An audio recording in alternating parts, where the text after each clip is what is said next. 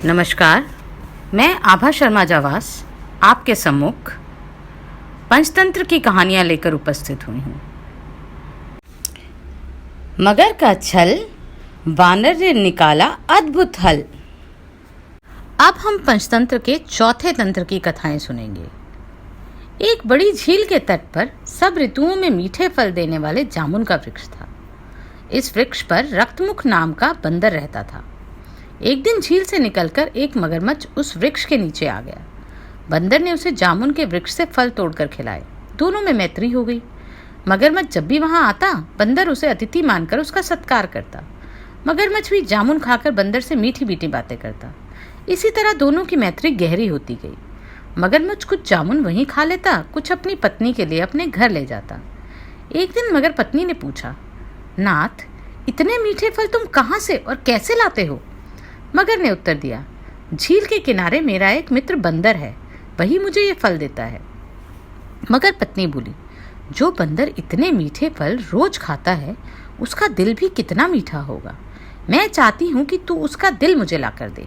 मैं उसे खाकर सदा के लिए तेरी बनी रहूंगी और हम दोनों अनंत काल तक ये यौवन का सुख भोगेंगे। मगर ने कहा, ऐसा ना कह प्रिय, अब तो वह मेरा धर्म भाई बन गया है। अब मैं उसकी हत्या नहीं कर सकता। तुमने आज तक मेरा कहा नहीं मोड़ा है, आज ये नई बात क्या कर रहे हो? मुझे संदेह होता है कि वह बंदर नहीं बांदरी होगा। तुम्हारी उससे लगाव हो गया है, तभी तुम प्रतिदिन वहां जाते हो। मुझे यह बात मालूम नहीं थी। अब मुझे पता लगा कि तुम किसी और के लिए लंबी सांस लेते हो। कोई और भी तुम्हारे दिल की रानी बन चुकी है। मगर ने पत्नी के पैर पकड़ लिए, उसे गोदी में उठा लिया और कहा, माननी, मैं तेरा दास हूँ।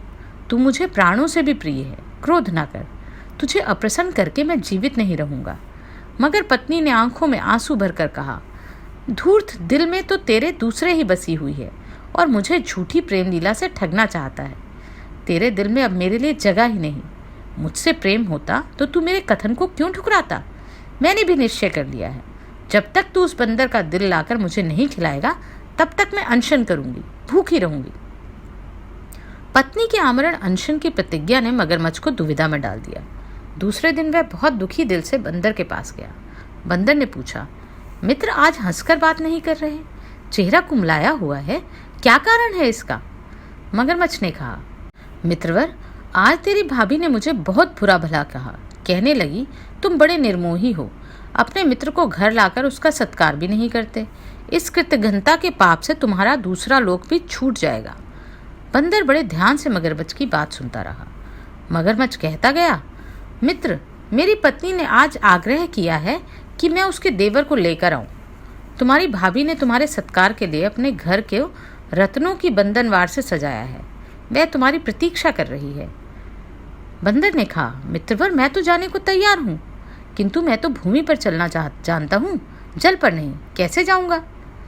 तुम मेरी पीठ पर चढ़ जाओ, मैं तुम्हें सकुशल घर पहुँचा दूंगा।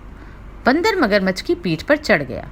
दोनों जब झील के बीचों बीच अगाध पानी में पहुंचे तो बंदर ने कहा, जरा धीमे चलो मित्र, मैं तो पानी की लहरों से बिल्कुल भीग गया, मुझे सर्दी लगती है। मगरमच्छ ने सोचा, अब यह बंदर मुझसे बचकर नहीं जा सकता। इसे अपने मन की बात कह देने में कोई हानि नहीं। मृत्यु से पहले इसे अपने देवता के स्मरण का समय भी मिल जाएगा। यह सोचकर मगरमच्छ ने अपने दिल का भेद खोल दिया।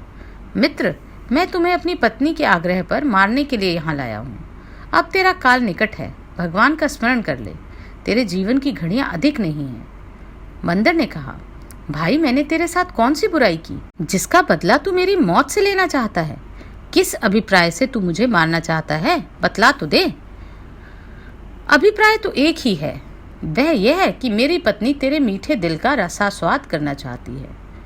यह सुनकर नीति कुशल बंदर ने बड़े धीरज से कहा, यदि यही बात थी तो तूने मुझे वहीं क्यों नहीं कह दिया? मेरा दिल तो वहां वृक्ष के एक बिल में सदा सुरक्षित पड़ा रहता है। तेरे कहने पर मैं वहीं तुझे अपनी भाभी के लिए भेंट दे देता। अब तो मेरे पास दिल है ही नहीं, भाभी भूखी रह जाएगी। मुझे तू अब दिल के बिना ही लिए जा रहा है। मगरमच्छ बंदर की बात सुनकर प्रसन्न हो गया और बोला, यदि ऐसा ही है तो चल, मैं तुझे फिर जामुन के वृक्ष पर पहुंचा देता हूँ। तू अपना दिल मुझे दे देना, मेरी दुष्ट पत्नी उसे खाकर प्रसन्न हो जाएगी और मुझे भी तेरा वध नहीं करना पड़ेगा। बंदर किनारे पर पहुंचकर जल्दी से वृक्ष पर चढ़ गया। उसे मानो नया जन्म मिला हो। नीचे से मगरमच्छ ने कहा, मित्र, अब वह अपना दिल मुझे दे दो, तेरी भाभी प्रतीक्षा कर रही होगी। बंदर ने हंसते हुए कहा, मूर्ख, विश्वासघातक, तुझे इतना भी पता नहीं, किसी के शरीर में 2 दिल नहीं होते। कुशल चाहता है तो यहाँ से भाग जा और आगे कभी यहाँ मत आना। मगरमच्छ बहुत लज्जित होकर सोचने लगा, मैंने अपने दिल का भेद कहकर अच्छा नहीं किया। फिर से उसका विश्वास पाने के लिए बोला, मित्र, मैंने तो हंसी हंसी में ही यह बात कही थी, उसे दिल पर ना लगा। अतिथि बनकर हमारे घर चल, तेरी भाभी बड़ी उत्कंठा से तेरी प्रतीक्षा कर रही है। बंदर बोला, दुष्ट, अब मुझे धोखा देने की कोशिश मत कर। मैं तेरे अभिप्राय को जान चुका हूँ। भूखे आदमी का कोई भरोसा नहीं। औंचे लोगों के दिल में दया नहीं होती। एक बार विश्वासघात होने के बाद अब उसी तरह तेरा विश्वास नहीं करूंगा जिस तरह गंगदत्त ने नहीं किया था। किस तरह? बंदर ने तब गंगदत्त की कथा सुनाई। मेंढक सांप की मित्रता।